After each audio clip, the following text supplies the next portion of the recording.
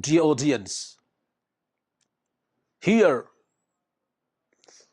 I would be very humble as well as confident to share a very intellectual and academic point which really sounds better to be shared with you. That all the true books of Ahadees which are famous today are proved by the companions of the beloved Prophet of Allah and their students. The Ahadees which are mentioned today in the famous books like Bukhari, Muslim, Nasai, Abu Dawud, Tirmidhi, Ibn Majah, and so on. These Ahadees are proved to be mentioned in the books which were written by the companions of the beloved Prophet of Allah and their students. For example, if Imam Bukhari wrote a hadith in his book Sahih al-Bukhari, he learned that hadith from Imam Ahmad ibn Hanbal. Ahmad ibn Hanbal wrote that hadith from Abdul Razak ibn Humam. Abdul Razak ibn Humam learned that hadith from Ma'mar ibn Rashid. Ma'mar ibn Rashid learned that hadith from Hammam ibn Munabbih, and Hammam ibn Munabbih learned that hadith from Sayyiduna Abu-Hurairah.Radiyallahu anhu. Then the hadith which is mentioned in Bukhari, the same hadith is mentioned in the same sentences and words in the books of these teachers: Musnade Ahmad, Musannaf Ibn Abdul Razzaq,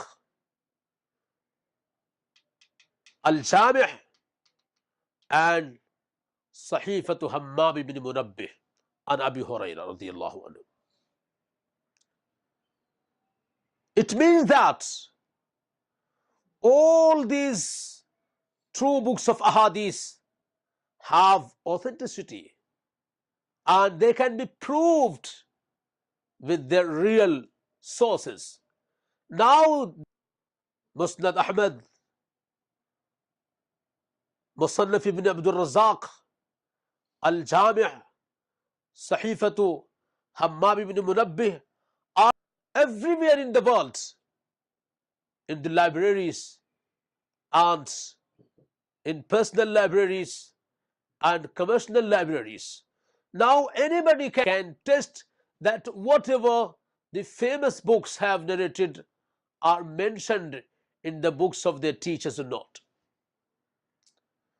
Honorable audience, here I would like to narrate a wonderful, a very interesting point, that Hazrat Hammam ibn Munabbih wrote a book from Sayyiduna Abu Hurairah radiyallahu anhu.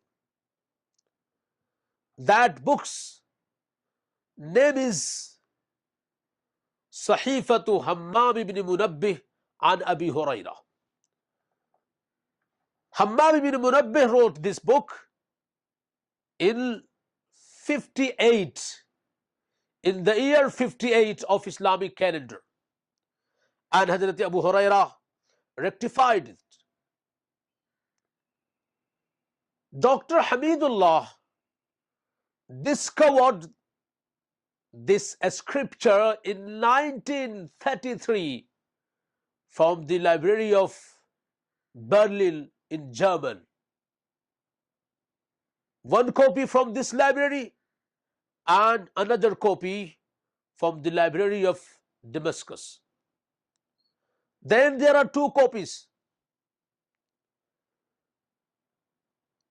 After they were compared, there was no considerable contrast and changing between these copies and the real scripture, which was written in the year 58 of Islamic calendar.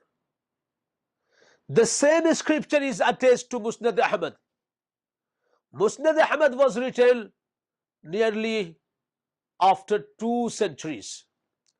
There is a gap of 2 centuries between the real scripture and between the scripture, the copy of this Sahifatu Hammam ibn Munabbih, which is attached to Musnad Ahmad. But after the passage of 2 centuries, there is no change. Dr. Rifat Fawzi was working on these 2 copies of Sahifatu Hammam ibn Munabbih. Then he found another copy, which was written in 557, means after 5 centuries. Then now there are 3 copies. 2 copies which were discovered by Dr. Hamidullah, and 1 copy which was discovered by Dr. Rifat, a scholar of Jami Azhar, and the real scripture. Total are 4. In these 4 scriptures, there is only 1 difference, and that is the difference of 1 extra hadith, which is found in the copy which was discovered by Dr. Rifat Fawzi, the scholar of Jami Azhar. When we compare the gap between the copy which was found by Dr. Rifat and was written in 557, then this is the gap of 5 centuries. In spite of such a huge gap, there is no change except 1 hadith which is more than these 3 scriptures.